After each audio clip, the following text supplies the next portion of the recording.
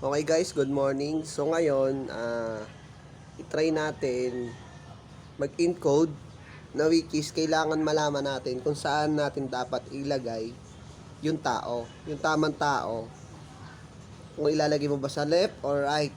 Okay? Kasi ito, si Ma'am Ruby, meron siyang bagong direct.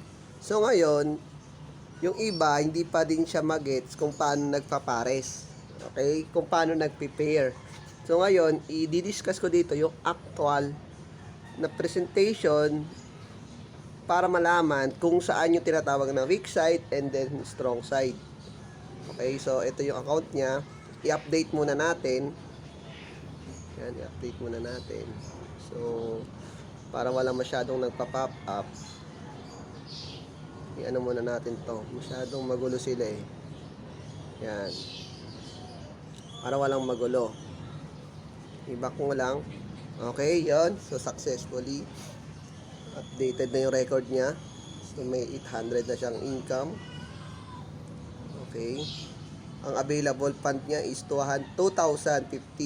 So, kasama na yung premium watch niya dyan. Okay. Alam ko, gold siya eh. Okay. So, punta tayo sa genealogy. Mag-encode tayo. So, ito yung genealogy niya. Yung genealogy. So, ayan, para mas makita natin yung pinakabuo, ito, pindutin mo yung tatlong bilog sa may right side. Tapos desktop mo. Tingnan nga natin kung pwede. Kung gagana siya. Ayan. Nag-log out siguro siya.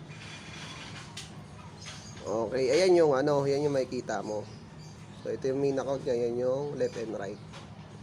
Ngayon,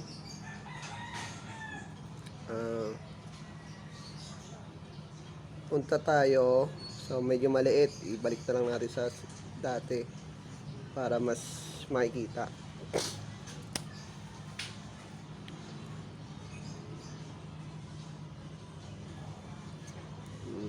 Hindi makita yung X ng ads eh.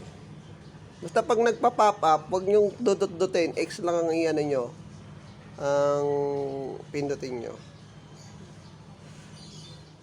Okay. So, punta tayo sa may tinatawag na my points. Ito yung my points. Ito yung point value. Okay. Sa babang-baba. So, kung mapapansin nyo, ayan, nakalagay. May tao na siya, pero 0-0 pa din. Tama. Yan, 0-0. Kasi dapat meron ng mga number yan. Dahil may tao na siya. So, ngayon, i-update natin. Ayan, no. Click me to update record. So, nag-update na. So, ayan siya. So, kung mapapansin mo, meron siyang sa left, 8. Then, sa right, 3. Ngayon, yung kulay yellow, ibig sabihin, yun yung konti, doon ka kikita. Doon ka, pag naglagay ka ng tao doon ka papares. So, ibig sabihin, sa left niya, meron 3,500. Then, sa right niya, may 1,000. So, may paparisan pa na almost 2,000. 2,000, ganon. Tama ba? Mga ganon, mga 1,750. Tama. So, maglalagay tayo ng tao doon sa right niya. Ngayon, tignan natin ngayon kung saan yung right. Punta ka sa genealogy ulit. Yan, sobrang simple lang naman ng website natin eh. Ayan, ito yung left, ito yung right. So ngayon, baba mo to. So, ito na yung number 1. Andrina. So, ikaw nang bahala kung saan mo ilalagay kasi yung nag-direct naman yung bahala kung saan mo ilalagay. So, ilalagay ko dun sa second account niya sa baba. Either sa left, sa right. Okay? So, ngayon, meron akong isang alt tab dito for register.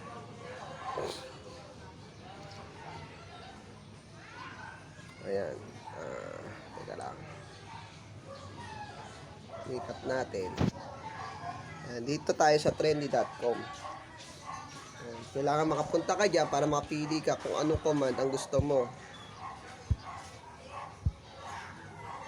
Yan, basta pag may nagaganyan, i-X mo lang. Tapos, ang diskarte ko dyan, gagantuin mo lang. Op. Ayan. Wala na sila sada. X mo ulit. Tapos register.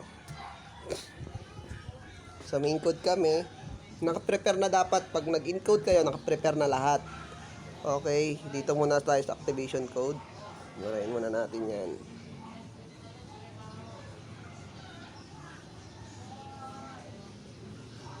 Number 6. Okay. Ito yung taong i-encode natin. Tapos,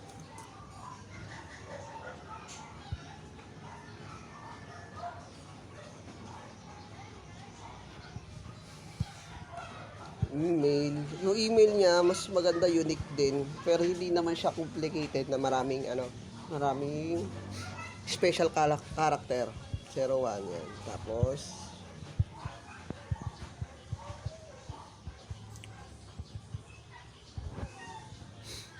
birthday.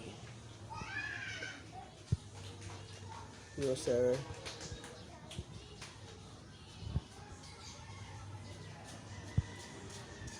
Susunod ko na lang doon sa Gmail niya, pero small letter lahat.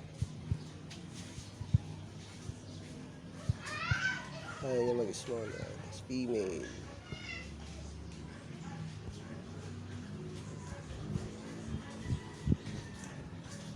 Address, Palawan tip. Okay. Ito importante. Sino nag-direct? Okay. Yung nag-direct is ito. Okay. Then, yung under or position user. 'Di ba kanina si Ana Marie 2, doon natin siya ilalagay. Kahit ang importante kasi yung nag-direct saka yung placement or yung position na paglalagyan. Regardless kung malapit yan sa'yo o nasa ilalim na. Basta yun yung importante sa lahat. Pag yung nag-direct, kung sino nagpasali, at sino yung pagdudugtungan. Okay? Dahil nasa weak side si Ana Rina is doon natin i-spill.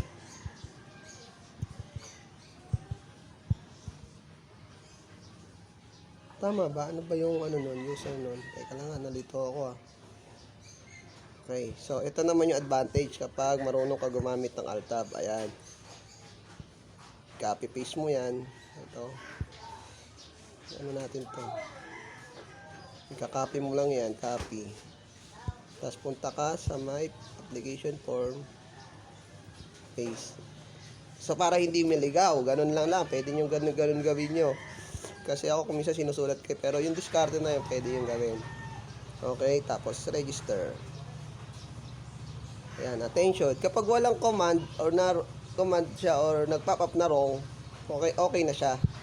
So ngayon, titignan natin ngayon sa my Genealogy. Okay, ayun. Ayan na siya, oh. Nag-notification na siya, pero wala pa siya dito. Okay? I-refresh mo lang yan. I-refresh natin. Ayan na siya. So, ayan na yung tao. Ayan na yung tao na na-encode natin. So, ngayon, ilalagin naman natin. Okay? I-copy paste natin. I-copy paste natin yung username niya para okay.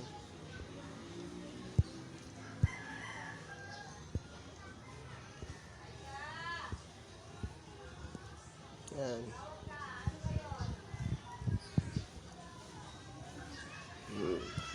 Yon, okay na. Okay na. So, ganun lang siya kasimple. Okay. Encoded na siya. So, with that, thank you and hope marami ka natutunan. God bless.